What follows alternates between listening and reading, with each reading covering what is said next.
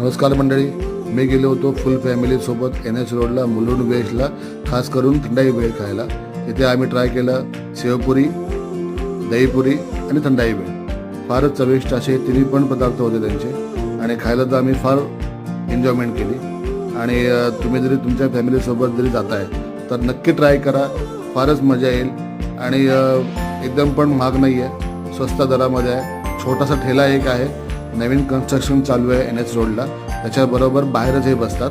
यांची ही जुनी जागा आहे, तर इथे जाऊन तुम्ही नक्की ट्राय करा, एन्जॉयमेंट करा. चला तर मग